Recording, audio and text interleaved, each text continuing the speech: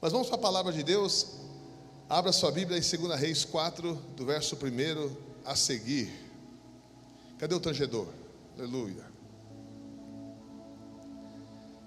2 Reis 4, do verso 1 a seguir. Eu sinto a glória de Deus entre nós. Aleluia. Quem encontrou, diga amém. Diz assim o texto: certa mulher que era viúva de um dos membros de um grupo de profetas foi falar com Eliseu e disse: o meu marido morreu. Como o senhor sabe, ele era um homem que temia Deus, o Senhor, mas agora um homem a quem ele devia dinheiro veio para levar os meus 2 filhos a fim de serem escravos como pagamento da dívida. Eliseu perguntou: o que posso fazer por você? Diga o que é que você tem em casa. Não tenho nada a não ser um jarro pequeno de azeite, respondeu a mulher. Eliseu disse: vá pedir aos seus vizinhos que lhe emprestem muitas vasilhas vazias. Depois você e seus filhos entrem em casa, fechem a porta e comecem a derramar azeite nas vasilhas, e vão pondo de lado as que foram ficando cheias. Então a mulher foi para casa com os filhos, fechou a porta, pegou o pequeno jarro de azeite e começou a derramar azeite nas vasilhas, conforme seus filhos iam trazendo. Quando todas as vasilhas estavam cheias, ela perguntou se havia mais alguma.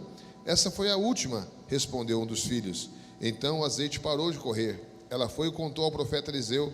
Aí ele disse: vendo o azeite, paga suas dívidas. Ainda vai sobrar muito dinheiro para que você e seus filhos vivam a vida toda do resto. Espírito de Deus, teu servo já orou por mim, a igreja orou por mim, mas eu sou necessitado de orar. Abra o nosso entendimento. Faz desse lugar como nunca antes um portal entre os céus e a terra. Que os anjos desçam e subam através do Filho do Homem nesse lugar. Que o entendimento dos homens seja iluminado. Que a glória de Deus nos revista. Pai, nos leva além das nossas expectativas humanas, além do que imaginamos e pedimos, através do poder que é liberado no nome de Yeshua, no nome de Jesus. Amém. De uns anos para cá, eu tenho tido um chamado de Deus para pregar uma mensagem só. Uma mensagem que ela pode ter muitas vertentes, muitos panos de fundo, mas no final o assunto é sempre o mesmo, que é uma mensagem cristocêntrica. Eu tento trazer, todas as vezes que eu vou pregar, não importa o assunto, se é família, finanças, porque como pregadores nós pregamos sobre várias bandeiras no Brasil e fora do país, mas eu sempre tento trazer Cristo e esse crucificado, aquilo que trouxe a nós a cruz de Cristo. Esse ano, eu e minha esposa, eu falo que eu só perco para o pastor de vocês, mas esse ano eu e minha esposa andamos já mais ou menos 74 mil quilômetros pregando a mensagem do Evangelho. A volta ao mundo é 40 mil quilômetros e uns quebradinhos, não sei se você sabe disso. Então eu e essa moça aí, nós quase demos 2 vezes a volta ao mundo em outras nações, esse ano, tudo fechado, aeroportos vazios, eu e ela andando pelas nações da terra, levando essa mensagem cristocêntrica, que é Jesus no centro de todas as coisas. Tanto é verdade isso que em Romanos 10, 17 é um texto que você sabe de cor salteado. Se você é crente há mais de um ano, você já ouviu pelo menos isso. Você pode não saber onde está o endereço, né? Mas você esse versículo já ouviu. A fé vem por osmose, amém? Ao abraçar os irmãos cheios da fé, a fé é transferida por osmose, como a célula. Não, a fé vem pelo quê? E ouvir pela de. Então, eu também muitas vezes citei de Deus, e está tudo certo.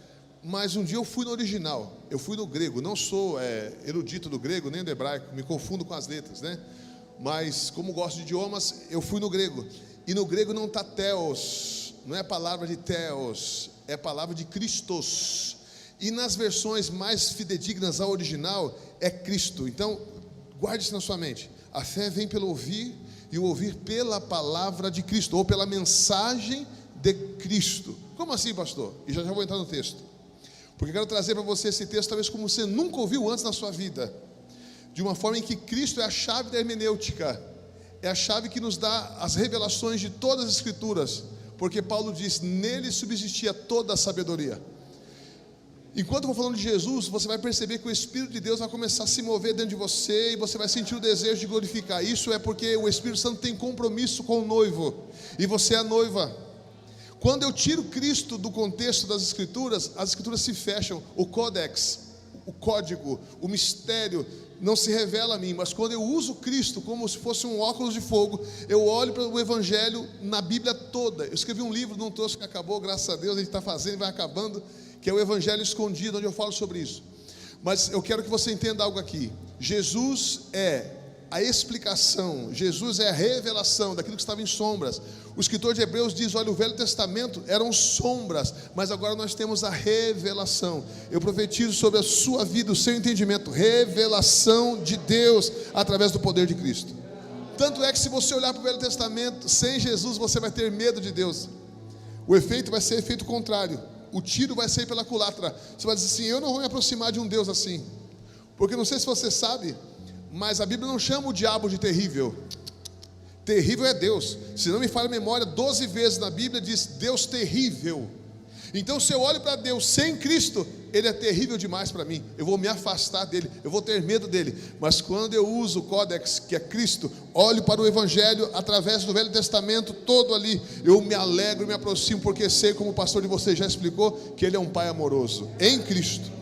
Muito bem, dito isso, eu quero começar trazendo para você esse texto com uma visão cristocêntrica. E a Bíblia diz que uma certa mulher que era viúva, queridos, a pessoa viúva era hierarquicamente na sociedade de Israel ou de qualquer nação na época uma pessoa desprovida, mas se ela tivesse filhos, estava tudo bem. Então diziam assim: ela é viúva, mas tem filhos que a sustentem. Essa mulher, ela acorda, ela dorme, por assim dizer, casada, no outro dia ela perde o esposo, e na sequência de calamidades ela vai perder os filhos. Ou seja, ela era alguém de boa situação, o esposo era homem de Deus, era profeta, era um homem de sucesso provavelmente. De repente ela fica viúva, de repente de viúva ela vai ficar sem filhos, porque os filhos terão sido vendidos como escravos. Essa mulher não dormiu aquela noite. Eu quero que você entenda aqui que já havia noites que ela não dormia, mas o que complicou mais é quando o credor bate na porta e diz assim: eu tenho, segundo a lei de Moshe, a lei de Moisés, o direito de levar os teus filhos como meus escravos, porque eu tenho a escritura, eu tenho aqui o que me garante, eu tenho aqui a escritura em que seu esposo assinou aqui, e você me deve.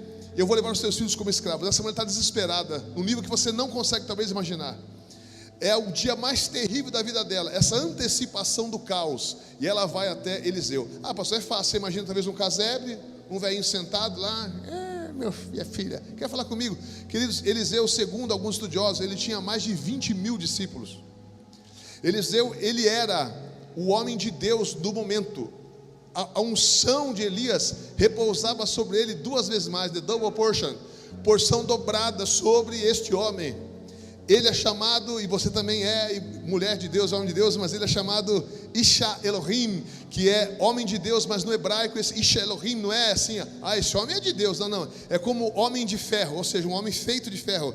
Se você pegar o hebraico, você vai entender que Isha Elohim é alguém que é composto de Deus, Deus está nele, ele e Deus se misturam. Esse é Eliseu. Imagina, mais de 20 mil discípulos. Imagina a fila para ver esse homem, mas ela tem uma senha. Qual é a senha? Ela tem intimidade, ela tem uma história construída no decorrer dos anos com aquela casa profética. Primeira lição aqui que eu quero te dar, se você me permite, é claro. Lição para mim também. Tenha raízes. Porque no dia da angústia, no dia mau, aquele pregador que é uma bênção da internet, é uma bênção. Nós também pregamos na internet. Eis aí um dos tais, né? As pessoas veem o pastor de vocês é referência. Mas escute isso: no dia da calamidade, no dia da angústia, aquele pregador famoso, ele não te conhece, ele não sabe quem você é. Mas se você tem um pai espiritual, alguém que é referência para você, você pode dizer: meu pastor, a angústia bateu na porta da minha casa, e ele vai estar, na medida do possível, porque ele é humano, se não puder vai mandar alguém, mas ele ora por você mesmo à distância. Então essa mulher tinha uma senha, ela falou assim: eu não vou pegar fila hoje, o meu assunto é urgente, eu não sou qualquer uma, eu tenho uma história na história desse lugar. Quando ela chega diante de Eliseu, a Bíblia diz que ela chega já puxando o pino da granada, diz: olha, ela não vem antes e diz assim: olha, meu esposo está querendo contrair uma dívida, o que você acha? Não. Ela não vem antes e diz assim: olha, meu esposo está doente, está se alimentando mal, ele não está se exercitando. Não. Ela chega com o defunto estatelado, o problema já, contagem regressiva para explodir. Olha aí, profeta, esse é o problema. O que o profeta faz? O profeta diz: o que você tem na sua casa? Deixa eu dizer algo para você aqui pelo Espírito de Deus. No Velho Testamento, também no Novo, os nomes têm um código. Os nomes dos personagens contam histórias. O nome de Eliseu está contando uma história. O nome de Eliseu tem um significado. Eliseu significa Deus é a tua salvação. Eu vou dizer de novo, Deus é a tua salvação. Nisso já tem uma resposta antes da pergunta. Ela está indo no lugar que o homem se chama Deus é a tua salvação. E não sei se você sabe o nome Yeshua. Diga o nome Yeshua. O nome Yeshua é salvação. Jesus é salvação. Se Jesus fosse brasileiro, ele ia chamar salvação. As pessoas iam gritar: olá, salvação, seja bem-vindo à minha casa. Se ele fosse grego, ele ia chamar sotéria. E iam dizer assim: sotéria, que bom que você veio. Porque o nome de Jesus é salvação. Quando você pensa em Michael Jordan, o que você vai lembrar? Basquete. Quando você pensa em Tiger Woods, o que você vai lembrar? Golfe. Quando eu falo de Pelé, o que você vai lembrar? Futebol. Quando eu falo de Yeshua, o que você vai pensar? Salvação. Não importa o tamanho do teu problema, Yeshua é a tua salvação. Deus é a tua salvação dos problemas, do pecado, problemas espirituais, problemas financeiros, problemas na tua casa, problemas de saúde, problemas que você não sabe nem o nome. O nome da solução é Jesus, porque Ele é a tua salvação. Aleluia. Se vai aplaudir, aplauda Ele, porque Ele é a tua salvação. Aleluia. Glória a Deus. Mas escute só, 2 filhos que iam ser vendidos como escravos. 2 filhos que ela ia perder do dia para a noite. Ela vai até Eliseu e diz: olha, meus filhos vão ser levados como escravos. Eu quero que você pense em algo aqui. Que dívida é essa? Eu, muitos anos atrás, acho que tem 20 anos atrás, eu fiquei devendo uma televisão na Casas Bahia. Dedicação total para você. E nós ficamos devendo uma televisão muito chique. Era uma televisão assim, top de linha, 20 polegadas, Philco. Mas tinha controle remoto sem fio, já era uma coisa absurda. Tubular. E nós não pagamos, faltava uma prestação e não pagamos. E fomos negativados. Aí viemos para Curitiba, há literalmente 20 anos atrás. E a minha esposa falou assim: não, eu vou pagar esse negócio. Mas amor, na época, meu Deus, é muito dinheiro. Ela falou e pagou e resgatou o nome dela. Agora você imagina, está repreendido, não vai acontecer com você, diga amém. Você vai na J. Mafus, nem existe mais. Você vai comprar alguma coisa e o vendedor fala assim, ou então na internet: desculpe, eu não posso te vender porque teu nome está sujo. Você fala: não, impossível. Eu nunca deixei isso acontecer, não é por sua culpa não. É o seu pai que comprou e não pagou. O seu pai comprando e não pagando, caiu sobre o seu nome. Isso existe? Não. Quando a pessoa morre, a dívida morre com ela. Mas que dívida é essa, nesse texto, que ela vira herança dos filhos? Ela passa de uma geração, olhe para mim, ela passa de uma geração para outra geração, de uma forma cristocêntrica. Eu quero dizer para você aqui que há uma dívida que foi contraída por um pai que foi passando de geração em geração, de geração em geração, por milênios. Meu Deus, que dívida é essa? É a dívida do primeiro homem, Adão. Adão contraiu essa dívida. Quantos erros ele teve? Um erro, um só. Olha como teu Deus é Kadosh. Não é Kadosh que é santidade, é Kadosh, santo. Olha como teu Deus é santo. Uma falha do nosso pai o tirou da glória de Deus. Eu vou te explicar. Às vezes você pensa: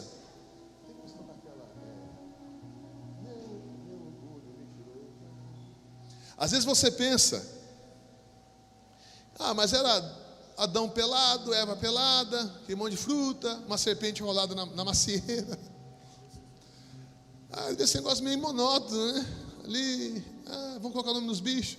Queridos, Deus está criando o universo. Ele cria no primeiro dia céus, segundo dia coisas na terra, terceiro dia coisas celestiais, quarto dia coisas terrenas, quinto dia coisas celestiais. E segundo os estudiosos, de forma espiritual, se ele terminasse na terra, o universo ficaria em desequilíbrio. Ele também não pode terminar no céu, porque ele já fez o céu no dia anterior. O que ele faz? Tudo já está planejado. Ele faz um ser que é híbrido, um ser que é céu e terra, um ser que representa as duas dimensões. Ele tanto é celestial, porque pode ver a face de Deus, quanto é terreno, porque pode comer dos frutos. Essa dívida foi trazida por alguém que foi feito vice-rei de um mundo. Deus diz: Adão, que vem de Adamai, da terra vermelho de Edom, eu te dou a primazia do mundo, o mundo é seu, meu filho. Tudo que você colocar nome, o nome que você der será o nome que vai ter aquela coisa. Olha, eu vou fazer de você um multiplicador. Você verá minha face, você ouvirá minha voz. Você nunca vai morrer, meu Deus. Você pensa que Adão andava pelado? Desculpa, querido, a roupa de Adão era glória, era luz. Pensa comigo, Moisés, que era escravo de Deus, a Bíblia chama ele de servo em português, mas no hebraico é escravo. Ele olha as costas de Deus e o rosto, ele brilha por dias, ao ponto do povo não conseguir olhar para o rosto dele devido à glória. As costas, a Bíblia diz que Adão olhava o rosto de Deus. Quando ele come do fruto, ele vê que está nu porque a luz apaga. Ele vê, então estamos nus, Eva. Mas antes, as vestes de Adão era a glória de Deus. Adão tinha mais autoridade do que qualquer ser. No Salmo 8, na Bíblia está escrito, talvez na sua, que os fez o homem. Quem é o homem imortal? Para que tu te lembre deles, por causa do pecado, da dívida. Mas diz assim, o fizeste, lá no original, quando o Senhor fez o homem, o fizeste um pouco menor que Elohim. Não é anjos, um pouco menor que Deus, maior que os anjos. Os anjos olhavam para o homem e diziam assim, o que é isso? O que é isso? Nós somos criados pelo poder da palavra. Esse ser novo, da mente do nosso Criador, foi feito pelas mãos dele. Bari, foi feito com as mãos. Que dívida é essa? A dívida é impagável. Geração após geração, os gigantes se levantavam, homens cheios de força, mas eles tombavam diante do pecado. E o salário do pecado é a morte. O grande rei Davi pecou, assassinato, adultério, mentira. Eu posso citar todos, a Bíblia chega a dizer assim, todos pecaram, todos pecaram, todos pecaram. Nós temos o maior respeito por Maria, mãe de Jesus, uma mulher excepcional, mas ela diz assim, aleluia, minha alma se alegra em Deus meu Salvador. Ela está dizendo, Salvador, eu preciso de salvação, eu preciso de Yeshua, porque eu também sou pecador, eu preciso de salvação, de um Salvador que me ajude. Queridos, o homem por causa da dívida estava naufragando. Quero que você entenda isso. Imagina alguém afogando sem conseguir nadar. E tem mais, havia como que concreto nos seus pés. Ele estava afundando, eu não consigo nadar. Ele não precisaria de alguém explicando. Olha, eu vou te explicar como se nada. Pegue um livro, compre esse livro, Como Nadar com os Pés no Concreto. Não, eu vou te ensinar, eu vou desenhar para você o que é um salva-vidas. Não, o homem precisava que alguém se jogasse nas águas e o arrancasse de lá. Deus fez isso através do seu filho, porque a dívida era imensa. Tanto é que depois Deus, ele coloca a lei, essa lei que estava batendo na porta dessa mulher. São 613 mandamentos que vão de encontro às fragilidades humanas. A lei é perfeita, a lei é santa, mas a lei não te aperfeiçoa, a lei não te santifica, a lei não te ajuda, e todos nós caímos nela. Fui pregar numa grande igreja dias atrás, eu e minha esposa, sempre que possível viajo com a minha esposa, nem sempre é possível, mas sempre que posso, viajo com ela. Estávamos pregando numa igreja, e muito diferente dessa daqui. Essa aqui é uma igreja que se sente livre, lá era uma igreja muito religiosa. Eu estava lá, eu vi aquela religiosidade, né? Até nas vestes das pessoas. Eu falei, pastor, o senhor de idade, muito precioso, antes de eu pregar, eu quero saber o conselho do senhor, o que o senhor acha? Ele, pois não. Eu pequei, eu quebrei a lei de Deus antes de subir aqui, e eu quero explicar qual foi o meu delito. O senhor considera se é provável que eu possa pregar ou não? Se o senhor disser que não, eu desço do altar, mas espero terminar a minha história. O homem ficou pálido. Eu falei assim, e é uma coisa estranha, porque minha esposa que me instigou ainda. Nem criança chorava, mosquito parou de voar, não falando para mim.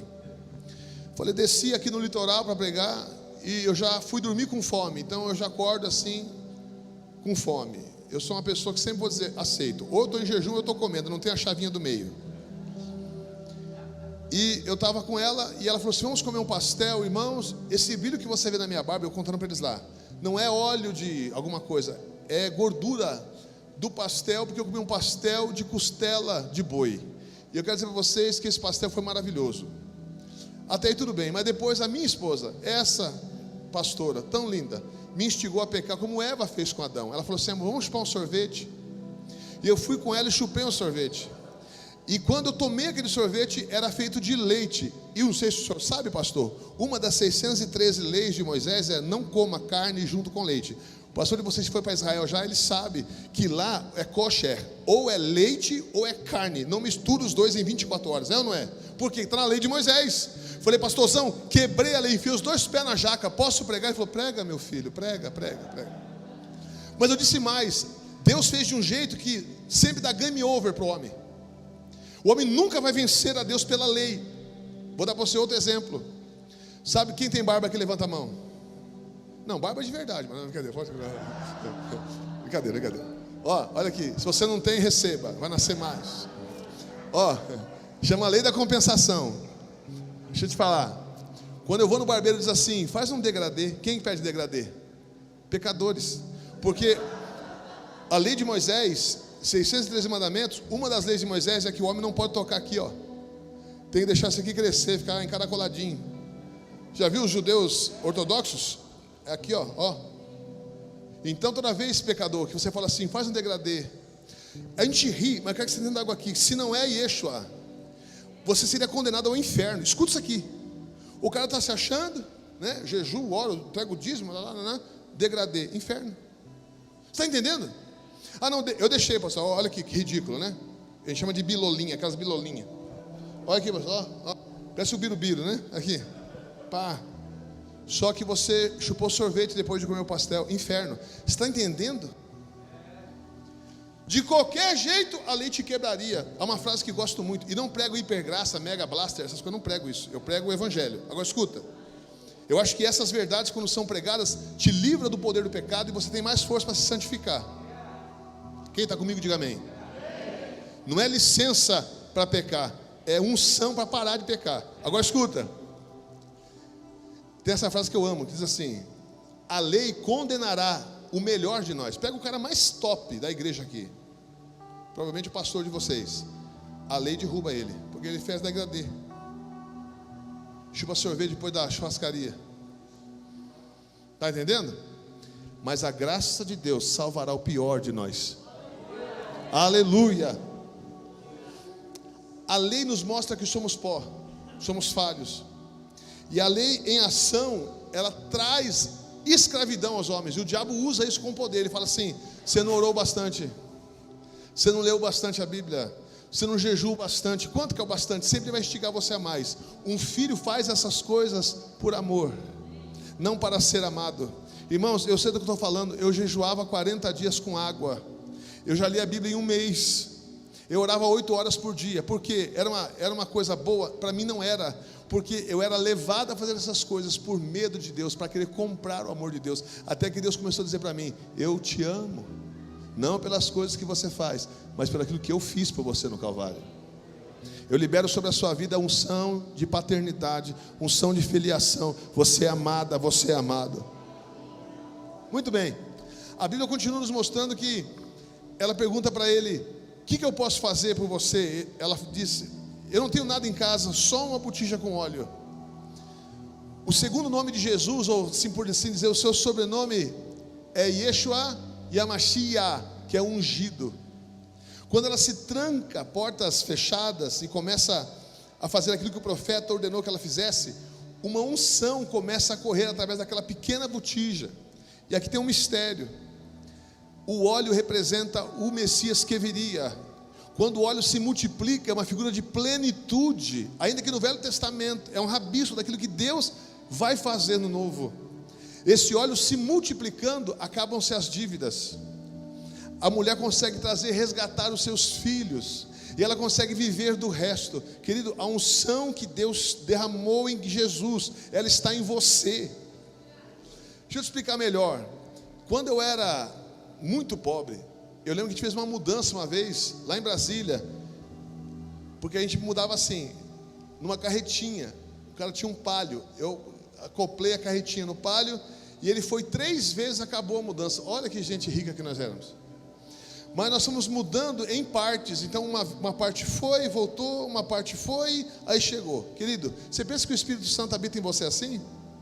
Ah, não, eu quero mais do Espírito Santo. Isso a gente fala, mas a gente não pensa no que está falando. Não tem como você ter mais do Espírito Santo.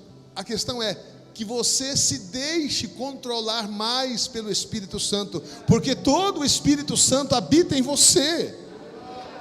é uma plenitude, não tem limite. O Espírito Santo todinho veio morar em você. Não veio morar o dedo do Espírito Santo, não, só uma peninha veio morar, não. O Espírito Santo habita dentro de você. E se não habita, essa noite vai habitar, porque você vai aceitar Jesus. Se você aceitou Jesus, Ele veio morar dentro de você. O Espírito de Deus. Agora entenda, existe um mistério no fechar da porta. Existe um mistério no secreto. E é isso que o profeta está passando para nós. Ele diz para ela, olha, entra no secreto. Vou contar uma história para você aqui, para te trazer esperança. Eu tenho 3 filhos. Uma mora na Europa e outros 2 moram comigo. Pela bondade de Deus, nós éramos a família mais pobre da igreja. E Deus tem nos ajudado tanto. Eu lembro da minha filha dizendo assim, papai, ela é bem pequenininha, o meu pé não cabe mais no chinelo, que ela ia para a escola de chinelo. Isso há muitos anos atrás. E nós orando, vendi um negócio lá e comprei um tênis para ela que tinha luzinha. No outro dia ela me perde o tênis, é o inimigo, né? Mas hoje essa menina faz medicina, está já na metade do caminho para se tornar uma médica, para a glória de Deus. Deus vai honrar a sua família. Agora escuta, o meu filho mais novo, o caçula, ele é mais alto do que eu. Ele parece com Jesus, assim, barba, cabeludo. Ai, que inveja, né, do cabelo. E menino lindo, puxou a mãe. E ele teve um relacionamento, não deu certo o relacionamento, ficou arrasado e pegou uma depressão severa. Depressão de derrubar a pessoa. E por muitos meses nós ficamos lutando, psicólogo, psiquiatra, porque são profissionais que Deus também levantou. Psicólogo, psiquiatra, eu brigava com ele, fazia as pazes com ele, era amigo dele, era inimigo dele, ficava doido, não sabia o que fazer, jejuava, orava, abre porta, fecha a porta, tira casaco, põe casaco, fazia tudo que era possível. Referência ao Karate Kid, mas tudo bem. E fazia tudo que era possível e nada mudava. E um dia eu voltei da igreja, eu era pastor ainda de uma igreja aqui no Brasil, aqui no Capão da Embuia, e cheguei em casa de um culto maravilhoso, um culto tremendo, gente sendo batizada com o Espírito Santo, aquela benção. Cheguei em casa andando igual o jogador caro, né? Vi minha esposa chorando, sentada no sofá, a gente mora num sobrado. Ela no andar de baixo, na entrada, chorando. Eu falei, o que foi, amor? Ela falou assim, o nosso filho faz 3 dias que ele não come. 3 ou 2 dias, né? Acho que 2 dias que ele não come. Eu não vejo ele tomar água, eu não vejo ele comer. Ele foi no banheiro uma vez por dia. Ele não toma banho, ele não saiu do quarto. Eu não aguento mais. Ela chorando, não sei mais o que fazer. Eu de pé já fui me ajoelhando, coloquei os cotovelos sobre o sofá e falei assim, portas fechadas. Ninguém estava me vendo. Olha o homem do público, o homem do palco, o homem do altar. Agora eu sou o homem da porta fechada. E eu falei, Jesus, fiz tudo.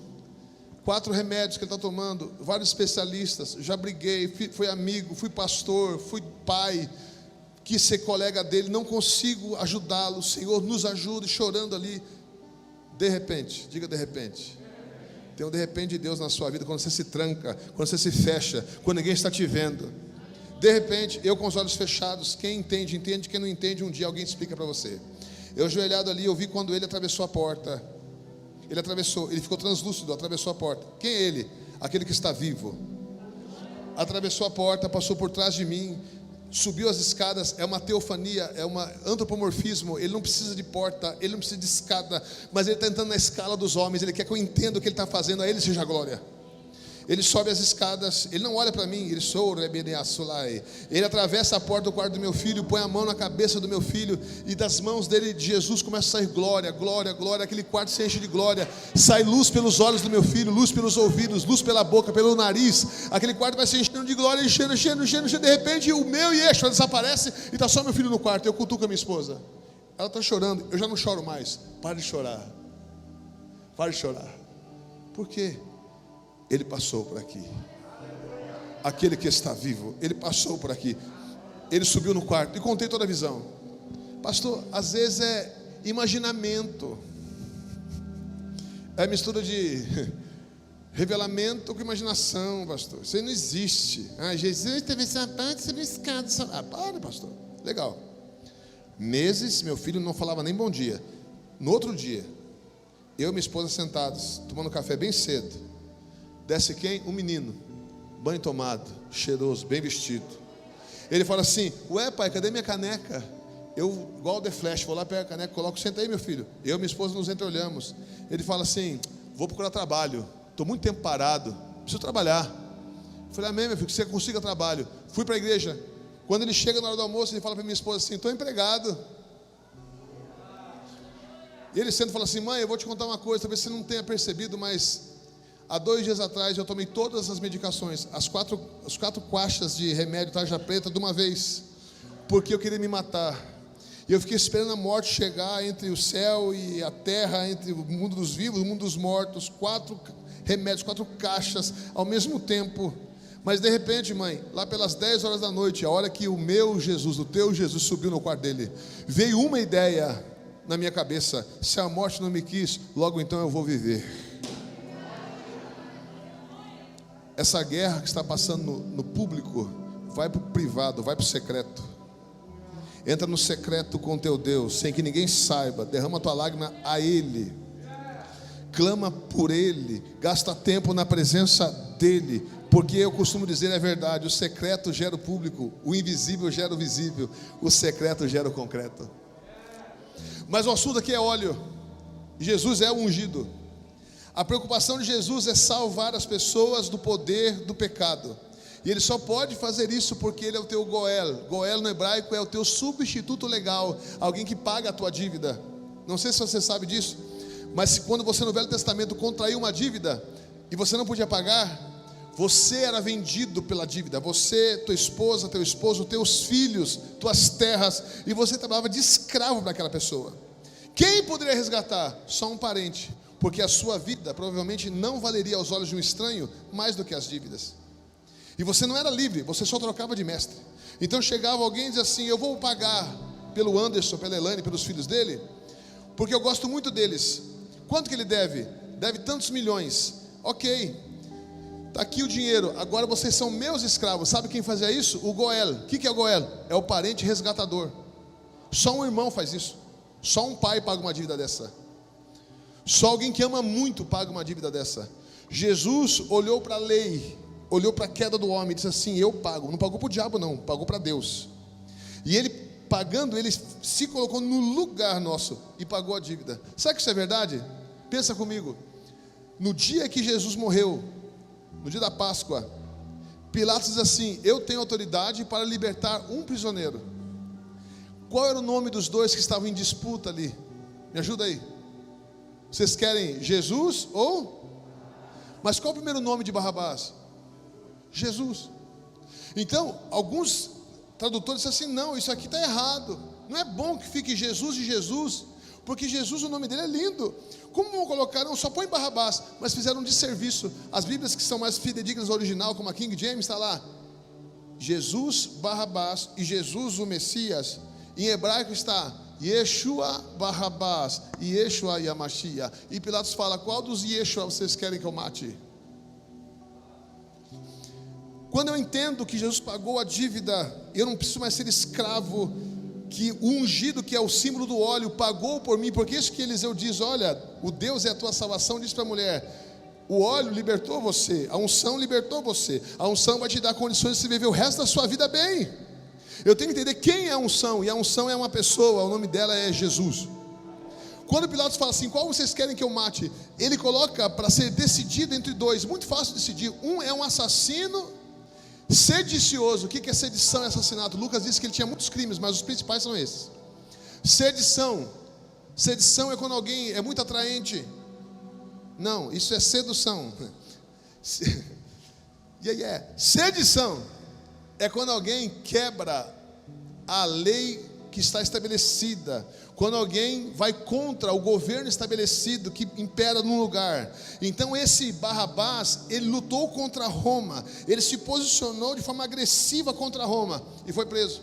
Sobre também os ombros de Barrabás havia mais um crime: assassinato. Provavelmente, olha para cá, ele matou um romano, então ele vai ser crucificado. Para você ter uma ideia, a palavra crucificado no latim era tão terrível que se eu fosse romano naquela época, que você fosse na minha casa comer, a minha esposa estivesse à mesa, suponhamos que o meu amigo, o pastor Marco Antônio, está lá em casa, ele não ia fazer isso, mas porque ele é muito educado, mas se ele não fosse, ele dizia assim: ah, fulano foi para a cruzes. Eu ia dizer para ele assim: respeita a minha esposa. Como você fala essa palavra na frente da minha esposa? Porque era um palavrão, era uma palavra terrível. Porque os crucificados ficavam nus, arrebentados na cruz, não podiam ser enterrados, eram jogados em vala comum. Cruzes ou crucificado era terrível demais. As pessoas tremiam, se arrepiavam. Quando alguém falava assim, fulano foi crucificado, meu Deus, o que ele fez? Ele era um estuprador? Ele era um serial killer? O que ele fez? Então de um lado eu tenho um sedicioso, um rebelde e um assassino, e do outro, Yeshua, perfeito, nunca pecou. Quando eu entendo o que Deus fez, eu tenho paz, porque eu entendo que a dívida foi paga. Explica, pastor. Deus desenhou para nós o nome Bar-Abá. Bar é filho, Abba é pai. De um lado está o filho do pai, e do outro está Yeshua e a Mashiach. João 1,12. Todos quanto creram em Jesus, foi-lhes dado poder de se tornarem filhos de Deus. Aquele homem nos representa, todos nós. Por quê, pastor? Porque todos nós fomos rebeldes. Lembra da dívida? Fomos rebeldes em Adão. Nós quebramos o governo estabelecido de Deus. Nós dissemos não para a glória, para a luz. E que mais?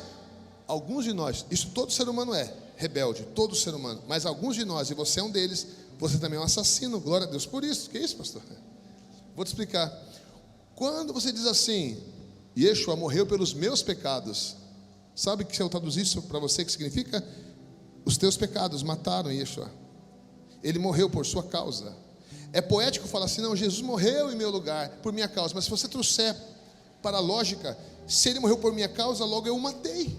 Eu sou culpado da morte dele. Então glória a Deus, porque quando eu entendo que sou rebelde desde Adão meu pai, e sou assassino desde o Calvário, ou mesmo até antes da fundação do mundo, porque ele morreu antes da fundação do mundo, nos planos de Deus. Quando eu entendo essas duas vertentes dentro de mim, eu me torno o quê? Bar-Abá, filho do pai, e eu vou para casa. Não tem cruz mais de martírio. Jesus morre na minha cruz, porque a cruz não era de Yeshua, a cruz era de Yeshua Barrabás. Aleluia! Minha esposa, nós estávamos na igreja aqui no Brasil, minha esposa chegou com um carro, um cara de bicicleta encostou do lado, eu desci igual um relâmpago, a igreja tinha 3 andares, eu desci correndo, o pastor de você já foi lá algumas vezes, desci correndo lá, fiz minha voz de Batman, porque eu estava com medo, o cara grandão também. O que está acontecendo aí? Então eu fiquei, ui. O cara falou, não, eu estava conversando com a sua esposa. Eu falei, sim, estava conversando com ela, que eu preciso de uma ajuda. Eu falei, não, ajuda você, o que você precisa? Uma cesta básica. Eu falei, tem um monte de cesta básica na igreja. Eu vou te dar uma, só que tem uma condição. Você precisa assistir o culto. Assista o culto e eu te dou uma cesta básica. Ele baixou a cabeça e falou assim, acho que não, pastor. E quando ele baixou a cabeça, eu olhei para baixo também e vi que ele estava com o Minitrix, que assim. Ele estava com a tornozeleira eletrônica, irmãos. Aí eu falei, qual que é a tua bronca? O que você cometeu que você está com a tornozeleira ali?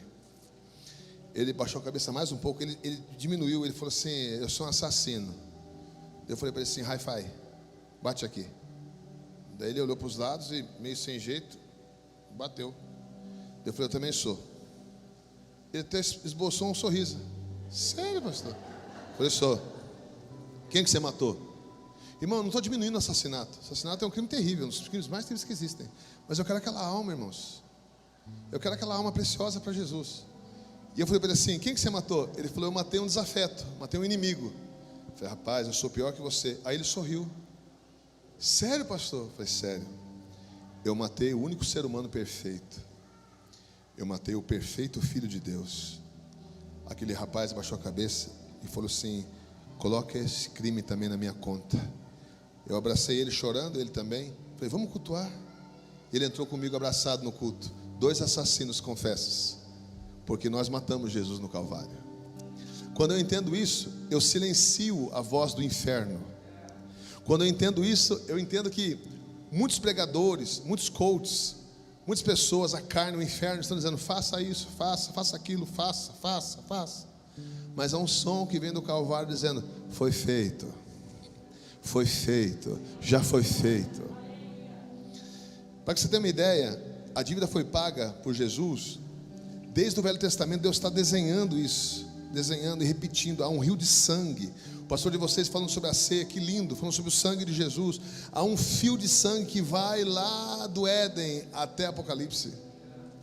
O que é isso? O sangue paga a dívida. No Velho Testamento, encobria por 1 ano o pecado. Todo ano tinha que renovar, no mínimo. Yom Kippur, o dia do perdão eterno, era todo ano. Primeiro dia do ano dos judeus, se renovava o sangue. Agora escuta isso aqui. No Velho Testamento, quando você ia se apresentar ao sumo sacerdote por causa do seu pecado, você levaria um cordeiro. Você levaria um cordeiro. Como é que funciona, pastor? Era assim: você trazia o cordeiro para o sacerdote. Olhe para cá. O sacerdote não olharia para você. Ele não se importa com você. Ele está olhando e aferindo o cordeiro que você trouxe, porque o cordeiro que é o pagamento pelo teu pecado. Então você, como pecador, ficaria ali, ó, tomara que ele aceite o cordeiro. Ele não está perguntando qual é o teu pecado, qual é o teu nome, de qual família que você é, que você, não importa você. Eu quero ver se o seu cordeiro é bom. E daí o sacerdote olhava as patas, os olhos, os dentes, a lã.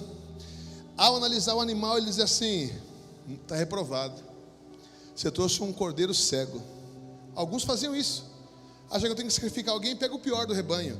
E o sacerdote era o filtro, era o ISO 9000. Ele dizia: não, esse aqui eu não aceito, vai embora. Mas quando o sacerdote aceitava o animal, ele gritava na linha de produção, vou dizer assim, na linha do abate. Ele falava isso mais próximo do advento de Jesus, quando Jesus veio como homem na terra. Ele dizia assim: tetelestai, ou seja, completo, perfeito, aceitável, nada a acrescentar, nada a tirar, ele pode ser sacrificado. E então o sumo sacerdote dizia para o pecador, sem nem olhar para o pecador, olhava para o cordeiro: põe as suas mãos sobre o animal. E o pecador colocava as mãos. E o sacerdote dizia que a inocência, qual é a culpa do cordeiro, irmão? Nenhuma. A inocência do animal passe para você, a sua culpa passe para o animal. Para onde o homem ia? Embora, cantando uma canção, feliz, o sol brilhando sobre o rosto dele. E o cordeiro para onde ia? Para o altar. O que é o altar? Uma churrasqueira de bronze. Então o cordeiro era degolado, o cordeiro era repartido em partes, colocado no fogo, queimado até virar holocausto, que significa queimado totalmente até virar pó. Quando eu e você agora entramos diante de Deus, nós não entramos: oh Deus, eu sou isso, sou aquilo, eu sou um lixo. Não sei você, eu entro dizendo assim: Abba, nós somos um. Eu não estou aqui em meu nome. Eu peço que o Senhor verifique o cordeiro que eu estou trazendo. O cordeiro que eu estou trazendo é perfeito. Ele é muito bom. O nome dele é Yeshua Yamashia. Recebe o meu cordeiro. E então o pai olha para o cordeiro, que é Jesus, e diz assim: está pago. Está pago. Foi pago. Não tem mais dívida. A dívida acabou. Por quanto tempo? Sangue da nova e eterna aliança. Teu pecado foi pago. O credor voltará de mãos vazias. Os teus filhos não vão servir o diabo. A tua casa não vai servir o inferno. Você não é servo do diabo.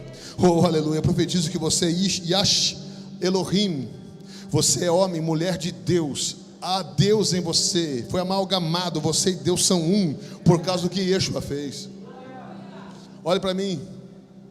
Barrabás vai para casa. Jesus morre na cruz. O preço é tão alto, a dívida é tão grande, que Jesus, ele é flagelado no Calvário. Para você ter uma ideia, o azorrague, você sabe o que é, porque é muito bem ensinado aqui, aquele chicote de vários filamentos com pontas de metal e ossos. Os judeus não usavam aquilo, os judeus abominavam aquele instrumento. Quem usava aquilo eram os romanos. E sabe o nome do capitão dos romanos que mandava crucificar? Era chamado na época de anjo da morte. Olha que emblemático, o anjo da morte com o instrumento arrancando pedaços do Cordeiro de Deus. Deus estava desenhando para nós. Agora entenda algo aqui, segundo os estudiosos, eu tenho muitos livros sobre isso, eu sou apaixonado pelo Calvário. Eu tenho o livro de um cirurgião que crucificava cadáveres. Quando o azorrague entrava nas costas e puxado de volta, pedaços de carne saíram das costas do teu Jesus, ao ponto de podermos ver as suas costelas. Alguns dizem ainda que era possível, que talvez fosse possível ver alguns órgãos internos, porque o azorrague era como a pata de um leão, ele batia assim, arrancava pedaços. Foi chicoteado sem gritar, no máximo, acorrentado em um tronco. Na cruz ele diz: tenho sede. E alguém coloca vinagre em sua boca. Aquele vinagre veio do banheiro romano. banheiro público onde as pessoas limpavam depois das necessidades que faziam. Aquela esponja era uma esponja marinha que era colocada no vinagre para asepsia. Então, quando ele fala assim, me dá água, é muito emblemático para quem conhece a história, que não deram uma esponja qualquer. A esponja e aquele caniço, aquilo era usado no banheiro romano público. É com aquela esponja que tocam os lábios de Yeshua. Queridos, ele pagou o preço. Quero que você entenda algo que a Bíblia, ela traz implícito, e nenhum filme que fez isso ainda. Quando ele está na cruz, eu quero que você imagine um furacão sobre ele, uma tempestade. Eu quero que você imagine ventos, relâmpagos, vão entrando dentro dele, o pecado dos homens, desde Adão até aquele que não nasceu ainda, o último homem. Porque não sei se você sabe, até quem está no inferno, ele pagou o preço, só não aceitaram, por isso foram para lá eternamente. Eu acho que o pior flagelo do inferno não é nem o inferno, é um demônio chegar para alguém e dizer assim, idiota, ele tinha pago a sua conta também. Se você tivesse aceitado o substituto, você não estaria aqui. O inferno tem lugar para entrar, mas não tem porta de saída. Você pisou no sangue do Filho, você não aceitou o sangue do Filho. Não é por causa dos teus pecados que está aqui, não. Você está aqui porque você não aceitou o substituto. Na cruz, imagina aquele furacão, imagina um tornado. Vai entrando dentro de Yeshua, entrando, até o último tormento, o último pecado, o último traço de depressão, de angústia, maldição, doenças, enfermidades, castigos, angústia, solidão, tudo vai entrando dentro dele, entrando, até que o último vento, a última brisa maligna, ele inspira, ele represou tudo nele, e quando ele está represado tudo aquilo, ele fala, Eli, Eli, lama sabachthani. Que é isso, pregador? Deus meu, por que me desamparaste? Queridos, o salmista diz, fui moço, agora sou velho, nunca vi o justo desamparado, nem sua descendência mendigando pão. Pergunta, Jesus era justo? Por certo, como ele estava desamparado? Porque não era ele, era você. Houve uma troca no Calvário.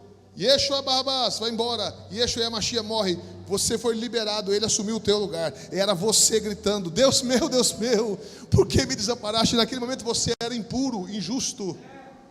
Ele se fez você. Por quê, pastor? Romanos 5,17. Todos quanto creram, foi-lhes dado a abundância da graça e o dom da justiça. Estou indo para o final. O que é dom da justiça? O óleo pagou a dívida, o ungido pagou a nossa dívida. O que é o dom da justiça? Esse relógio aqui eu ganhei de um amado, que agora mora na Inglaterra. Ele falou, pastor, eu quero te dar um relógio. Eu falei assim, relógio é de Deus. Pôs no meu braço. Eu agradeci muito ele, e eu sou curioso, fui ver quanto custava o relógio. Isso, pensa um valor um pouco mais. E eu falei, meu Deus, que lindo. Até, quando eu vou em algum lugar que é muito profético assim, eu quase não levo ele, igual aqui hoje, quase que eu não trouxe, porque às vezes Deus fala assim, então eu já vou com outro. Agora escuta isso aqui. Esse relógio aqui custa muito dinheiro, mas se ele tivesse me vendido o relógio por R$10, seria um bom negócio, não seria? Sim ou não? Meu Deus, mas seria um presente? Não, seria barato. O dom da justiça é isso aqui, ó. Eu pecador, eu Barrabá, pecador, miserável, no mínimo, rebelde e assassino. Tem muitos outros crimes. Do outro lado, Yeshua Natzarim, Jesus de Nazaré, perfeito. Deus olha e diz assim, troquem de lugar. Eu venho para cá, e Yeshua pega o meu lugar. Agora aqui está alguém que nunca pecou. Prova, pastor, bem rapidinho, vou provar. Se você fizer isso esse final de ano, não faz, que vai estragar a tua ceia, vai azedar a leitoa lá. Mas se você fizer assim, pessoal, escreve no grupo da família, aquele grupo só tem confusão, né? A benção. Escreve assim, queridos, esse final de ano, além do seu pudim que você vai trazer, miserável, traz um pudim. Além das coisas que você vai trazer, eu quero que você traga também uma cartinha que você vai ler com os meus defeitos. Então, sabe, se caso eu tiver algum defeito, você sei lá, você aquela vez não me pagou aquele livro que você emprestou, aquela Tupperware, ó Deus falando com alguém, que você não devolveu, né? Aquele livro que você pegou do pastor tá, ele sabe que está com você, que ele te ama. Ele está orando para ver se você toma vergonha, ô glória. Aí escrevam assim e venham falar para mim, querido, vai ter pipoqueiro vendendo pipoca na fila que vai fazer na tua casa. Os teus familiares vão dizer assim, eu sempre quis uma oportunidade como essa, e vão te lenhar. Jesus era tão perfeito que ele faz isso para os inimigos dele. Ele pergunta assim para os inimigos: qual de vocês me acusa de alguma falha diante da lei? 613 mandamentos, aponta uma falha minha. A Bíblia diz que eles ficaram em silêncio. Sabe por quê? Jesus é perfeito. Os reis da época mandam Jesus de um lado para o outro, porque diz assim: não vejo nele culpa. O outro fala também: não vejo nele culpa alguma. A mulher de Pilatos diz para ele assim: não mate esse homem, eu sofri muito em sonho por esse justo. O anjo da morte, depois que flagela Jesus, rebenta com Jesus, quando vê ele na cruz, que ele fala: ele lama sabachthani, Abba, em tuas mãos entrego o meu espírito, e há um terremoto. O carrasco bate no peito, aponta para a cruz e diz: este homem era justo, verdadeiramente ele é o Filho de Deus. Os ladrões à sua volta, um blasfemando, mas outro diz assim: ei, eu sei que você é rei, posso ver ali que você é o rei dos judeus. Lembra de mim quando entrares no teu reino, porque nós estamos aqui, meu amigo ladrão, porque nós fizemos coisas erradas, mas esse nenhum mal fez. Em todo o processo, e por fim a própria morte se curva e diz assim: ele é santo, não posso tocá-lo, volte a viver, não há nenhuma culpa em você. Só que Jesus pagou como o pior dos pecadores. Por quê? Porque ele trocou de lugar com você, sem nenhum ato de injustiça. Deus disse assim: olha para mim, impuro, maldito, injusto. E o que acontece com o crente, pastor? Aleluia. O crente, esse negócio que você é, filho, que eu sou também, lutando contra o pecado, cai, levanta às vezes, dá um tropeção, cai de boca, levanta, se limpa, cai outra vez. Eu não caio, pastor, degradê. Lembrou quem que você é? Fez degradêzinho? Fez pecador. Deus olha assim, olha para cá, sem nenhum ato de justiça. Olha para mim, sem nenhum ato de justiça. Olha para cá, que ninguém rouba isso de você. Olha para mim, sem nenhum ato de justiça, Deus declara você justo. Romanos 5,17. O dom da justiça é o relógio que é muito caro e ele não cobra nada, ele te dá. Ele não diz assim: mas você tem que me pagar 10 reais. R$1 é um relógio barato, vulgar, mas não é mais um presente. O que Jesus fez para pagar a dívida, como aconteceu com óleo, ele trocou de lugar com você. Por causa de Jesus, o Pai olha para você e confessa que você não tem falha. Diz que você é justo. A que nível? Ao nível da justiça de Deus. Você é justo como Yeshua é justo, porque ele foi pecador como você é pecador. Pastor, mas Jesus nunca cometeu pecado. Pois é, não é pelos seus atos de justiça, é o favor de Deus sobre você, dizendo: você é santo. A mulher se alegra, volta para Eliseu e diz assim: o óleo fluiu. Entenda algo aqui: o problema dela nunca foi os filhos, nunca foi a dívida. O problema dela era óleo. Você pode se colocar de pé, por favor? O seu problema não é outro.